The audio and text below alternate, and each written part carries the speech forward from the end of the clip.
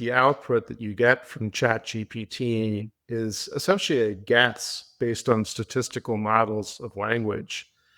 And that has interesting implications for people who use AI. You're managing probabilities, not rules. And for industries that rely on precision or compliance, that's a profound operational and legal shift that most leaders haven't internalized.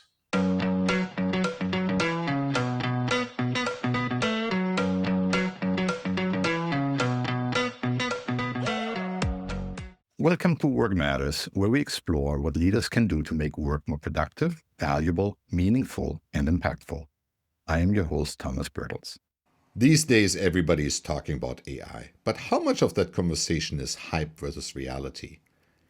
In today's episode of the Work Matters podcast, I'm talking with Dave Friedman.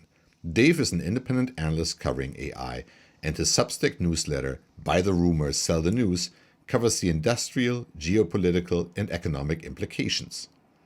In our discussion, we explore what is one thing that most people don't understand about AI, why adoption in large companies will be slower than expected, how realistic concerns are that AI agents will do all the work, and in the long run, who will be the winner and who will be a loser in the AI race.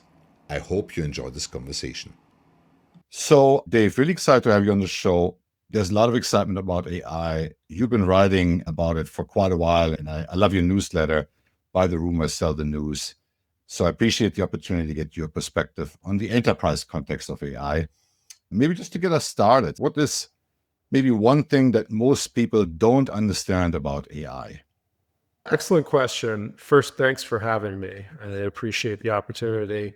I think that the biggest misunderstanding is that AI is like traditional software. And when I say AI, let me specify, I'm referring to large language models like ChatGPT, Claude, etc. There are other applications of AI that are not what we call stochastic or probabilistic. But those aren't really what's being debated these days because all the hype is around ChatGPT or Claude. It's when I say stochastic, it means that the output that you get from ChatGPT is essentially a guess based on statistical models of language. And that has interesting implications for people who use AI. You're managing probabilities, not rules. And for industries that rely on precision or compliance, that's a profound operational and legal shift that most leaders haven't internalized. And what do I mean by that? Because I think that's an important point. Well, organizations are monoliths, right? Every enterprise, every company has certain departments within it that are less precise or more precise. So a marketing department or a customer support department at a tech company can get away with imprecise outputs from large language models. But your payroll department, your tax department, your legal department, your compliance department, procurement, those kind of stochastic processes introduce a lot of risk that I think executives generally are not really ready for, let alone aware of. They just see the AI hype. They conclude it's the hot new thing, and they want to get on board without really understanding how it works. What are some of the risks that are involved in deploying AIs in the enterprise context? ChatGPT, it's really kind of a black box. You enter a prompt, you get a response, but you don't really know how that response is generated. And if you're not an expert in whatever you're prompting about, ChatGPT might hallucinate and you might not be aware of it. It's important for people to realize that these are probabilistic tools that can hallucinate if you don't know what you're doing. That's the most obvious one. I think there are also what I would call concentration risks. So your entire operational pipeline might depend on a few model providers or GPU fabs. A geopolitical shock or regulatory shift could crater your operations. Implementing AI to optimize small processes without really understanding where the tail risks are I think those are sort of the big picture risks that I would identify right away.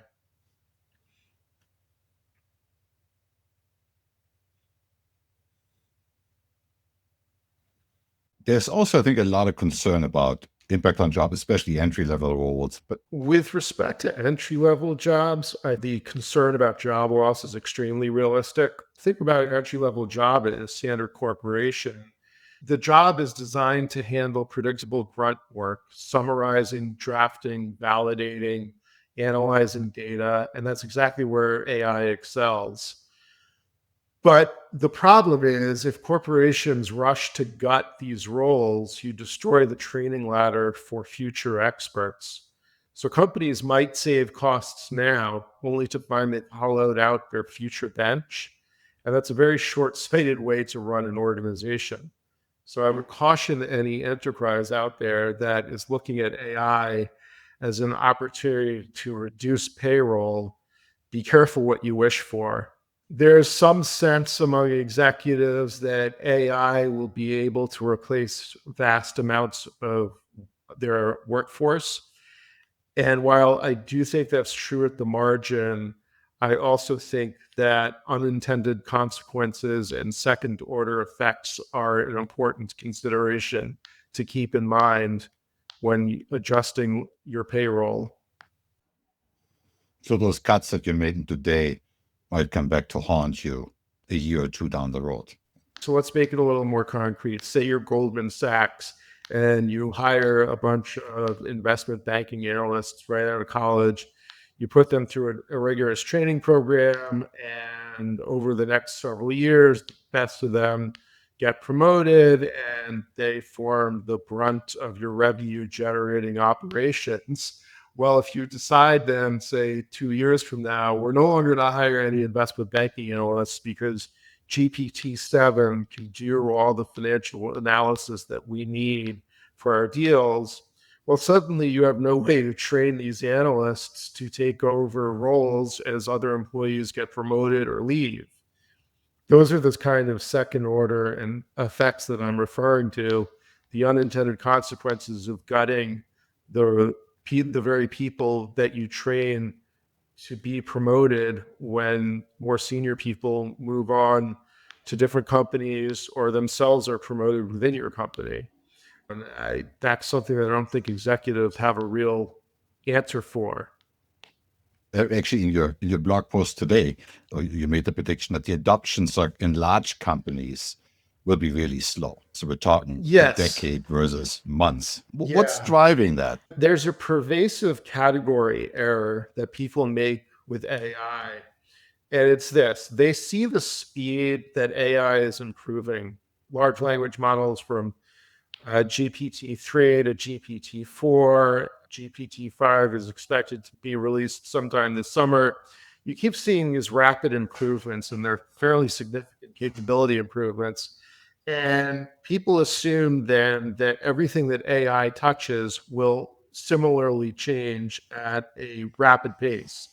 And you got this group of people who I call AI accelerationists, principally in Silicon Valley, who believe that artificial general intelligence will arrive within 5 years by 2030. And they further extend their argument that since AGI's arrival is imminent, as soon as it arrives, every organization will radically restructure, will become fully autonomous with AI agents doing everything that humans do now. And while that's sort of a compelling science fiction vision, it doesn't really withstand scrutiny. And what do I mean by that? Here's the thing that an enterprise looking at AI needs to think about. They need to think about liability. They need to think about audibility, integration. Big companies live and die by compliance, predictability, legacy systems that are not designed for probabilistic engines. Plus, there's the vendor opacity problem. AI providers, OpenAI, Anthropic, Google, etc., they run black boxes. If I open up ChatGPT and tell it, okay, here's a new employee, figure out the paycheck and the tax withholding for this person, try certifying that under some tax accounting regulation, because you have no way to validate the output. You have no way to explain to an auditor or to a lawyer or to a compliance personnel why the black box gave you the response that it did. So, yes, I do think large enterprises will experiment on the edges, but wide scale adoption inside core processes will crawl until these risks are engineered out and regulators sign off on whatever the solution ends up being. And you could just see from adoption of other technologies, the time frame for example, widespread adoption of enterprise resource planning in large corporations. That lasted from the mid 80s through probably the early 2000s. The commercial internet came online probably in the mid 90s, and companies were still updating their systems from like mainframes and centralized computing in the early 2000s. When electricity first was invented in the late 1800s, I think it took until like the 1920s or the 1930s for it to displace steam engines completely. Just looking at the arc of history, every time a new technology comes online, it takes much longer for industry to adopt it than you would expect. Organizations are driven by inertia. Internal politics will often hinder the adoption of new technologies because middle managers feel threatened. If you're the CFO of a large industrial company, for example, and you call in your vice president of production and say, we're going to fire 75% of your direct reports and replace them with AI agents, suddenly you're told 75% of your internal empire is disappearing. You're not going to like that. You're going to do everything in your power to stop it or slow it down. And repeat that across thousands of different organizations. People respond to incentives. And the problem that AI accelerationists keep running into is they've got this very abstract, highly idealized conception of how organizations actually adopt technology. Yeah, I expect large companies to adopt it much more slowly than is commonly expected. When you and I spoke before, you also mentioned that there's, I think, another factor that weighs in, that I think a lot of executives make really bad assumptions about the level of AI literacy. Let's pick a company, say Pepsi or Coca-Cola, either of those companies. The senior executives at those companies, I'm sure they've talked to the McKinsey consultants, they talk to their lawyers. Some of them probably even talk to venture capitalists and startup CEOs, and they are aware of AI as a thing. But the frontline employees, sure, maybe they've heard of ChatGPT because their kid was talking about it at the soccer game last weekend, or their sister was like, "Look at my phone, I have this amazing AI app." But that doesn't really translate into AI literacy. You get the black box problem that I was talking about before. If you're an executive at Coca-Cola and your CMO comes to you and says, everyone's got to start using ChatGPT now, and you pass the order down the line, you send out an email, you guys are all getting ChatGPT accounts, we need to see you use it. Well, what is measured is managed. So you start managing according to how much people are using the tool, but you don't actually have any insight into whether they're using it effectively. And I think that is going to cause a lot of friction because the learning curve for these tools, it's manageable, but it's somewhat steep. You sit in front of the ChatGPT interface and you've got a blank box. What do you do with that? For some people, they take to it like a fish takes to water. Certainly happened with me when I first started using it. But to be very straightforward, most people are not like me. They're going to look at it, they're going to be confused, they're not going to know how to use it. And it'll be just another corporate initiative that kind of dies on the vine. I think that the most successful implementations of AI in the enterprise are going to look very different from what most people expect. My mental model for enterprise adoption of AI is that successful adoption is going to look very similar to Palantir's model for implementing its software in the organizations that use it. And what does Palantir do? They have these very complex processes to basically drop in engineers at client sites. They call them forward deployed engineers. And those engineers sit with reporting lines at a client company for months on end and just iterate a fast loop, integrating Palantir's software on a bespoke basis with their client and architect new workflows.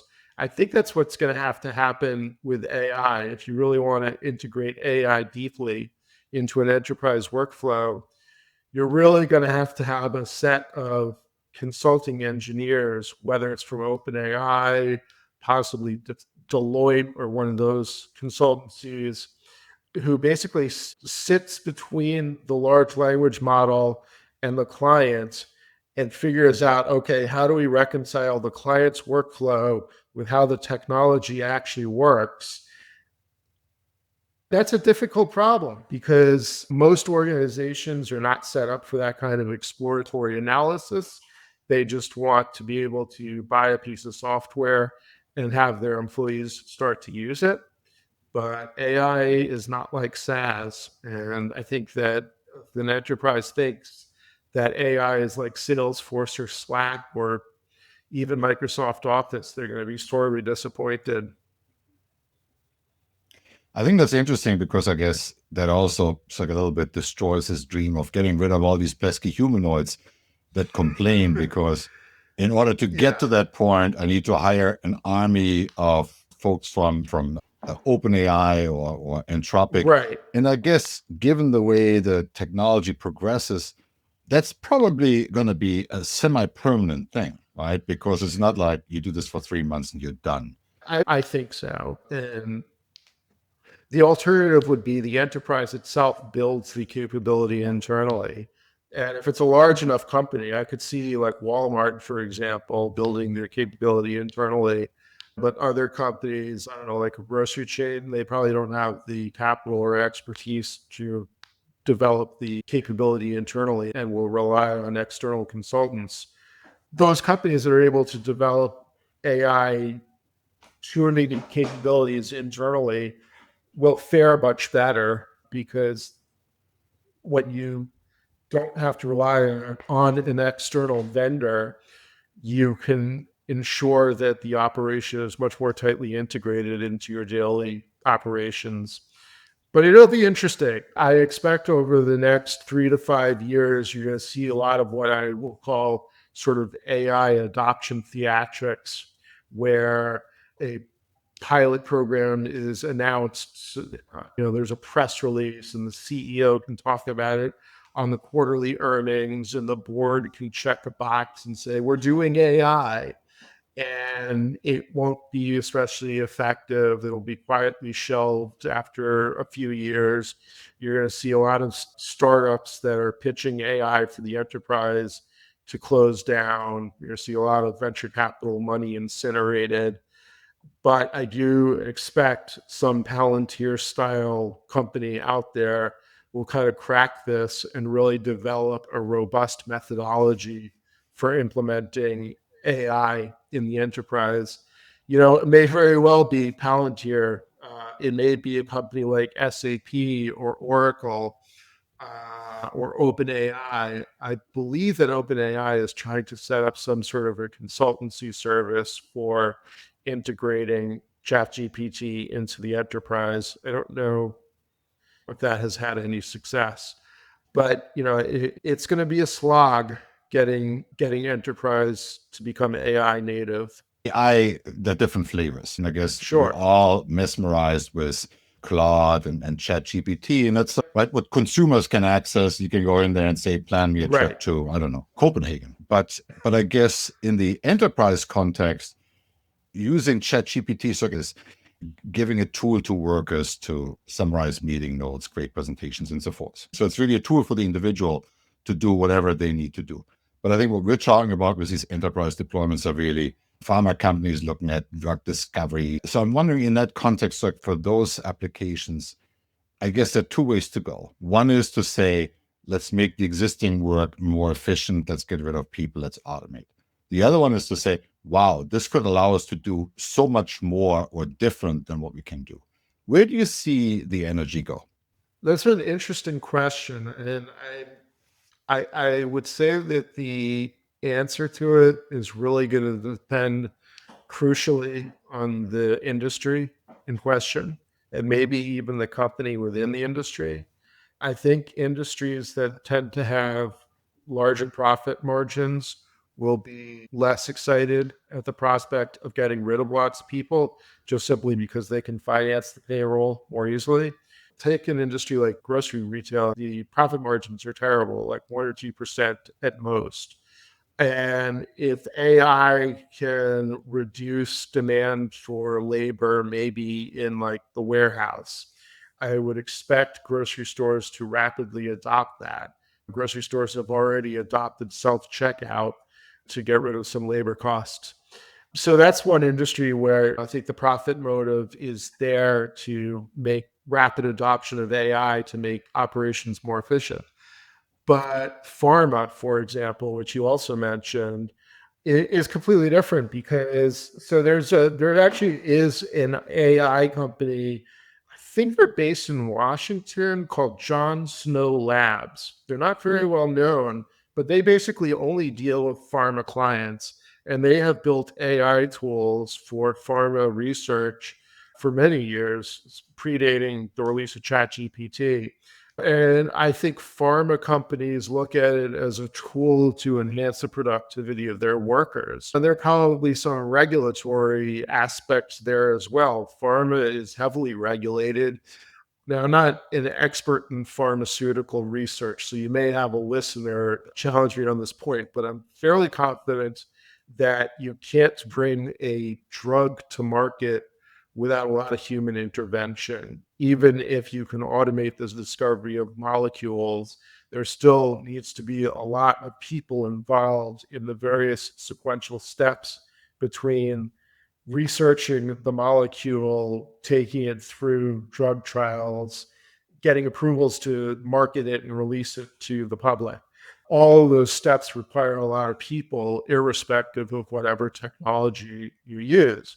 And so, that kind of exercise is going to apply to every industry. Certain industries will be able to tolerate more employees, even with AI, and other industries are going to be jumping at the chance to eliminate vast numbers of people simply because their profit margins aren't great to begin with. And if they can reduce payroll expense by adopting technology, they're going to pursue it. Um, so I guess the short answer to your question is it's going to vary significantly by industry. Let's say I'm the head of marketing for like a consumer goods company, right? And I look Right. at LinkedIn, I see all these people that say all these wonderful things that it does. What questions should I ask myself? I probably have to do something, but how do I figure out what's the right thing to do? What questions should I ask? How do I figure out where AI can help? If you're a consumer products good company, I think that, there's some interesting angles here. You could use AI to generate marketing campaigns at scale, come up with lots of different ideas for marketing campaigns. There are opportunities to make customer service more efficient with AI agents. There are opportunities to develop creative ad campaigns with new video generation software. I think the sky's the limit as long as you understand again, as long as you understand the risks. I said earlier in this conversation that within a company, different departments are going to have a greater or lesser tolerance to use AI.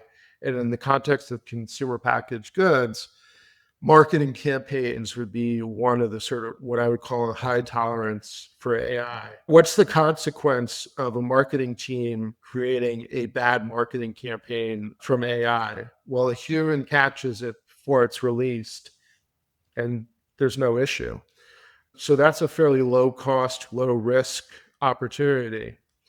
But again, what's a higher risk opportunity, even in consumer packaged goods? You just hired a new employee and you feed his personnel information into an AI bot and it spits out his paycheck and there's some error with the paycheck. And you're like, well, sorry, the black box created the output.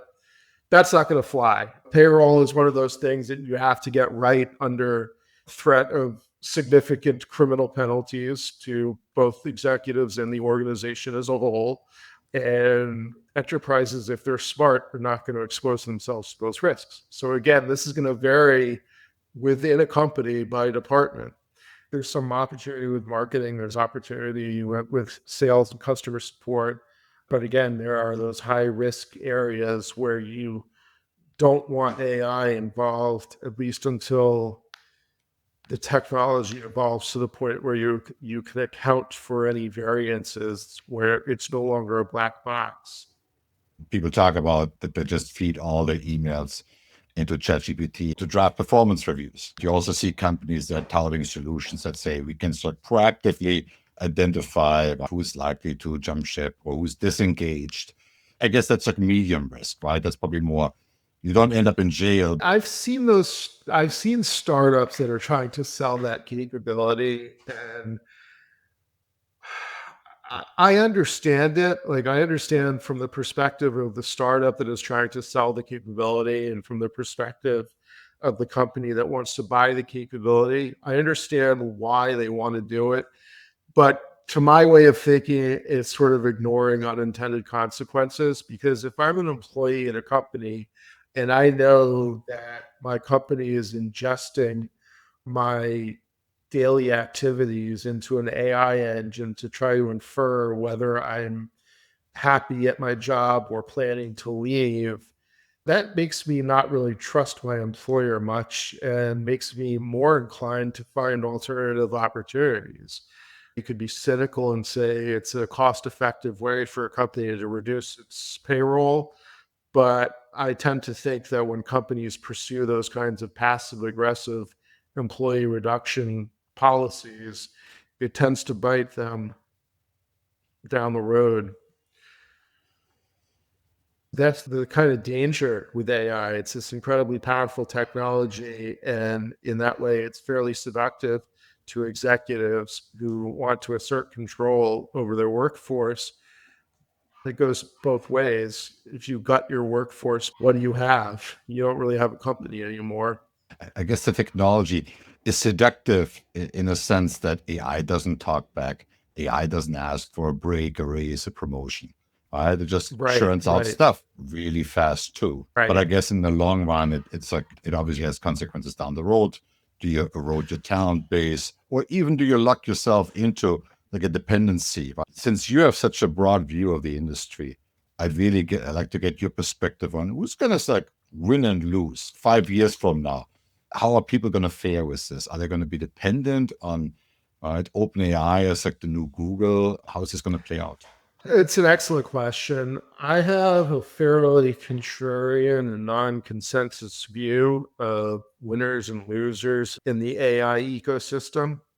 I think the winners will be the companies that control the foundational layers, the models. So that would be companies like OpenAI, Google, Anthropic, but as well, the companies that control GPUs, the chips that are used to generate AI output and train AI models, companies that control power, companies that control data centers, companies that own unique data that they can use to fine tune these models. So if you build on top of a foundational model, If you build a tool for, I don't know, say the oil and gas industry, because you have access to decades of oil drilling data that OpenAI never got access to, you can fine tune ChatGPT and create a proprietary data moat. Those are the types of companies that I expect to be winners in the AI ecosystem. The losers, all the startups that the venture capitalists are funding that are basically just what I call GPT wrappers.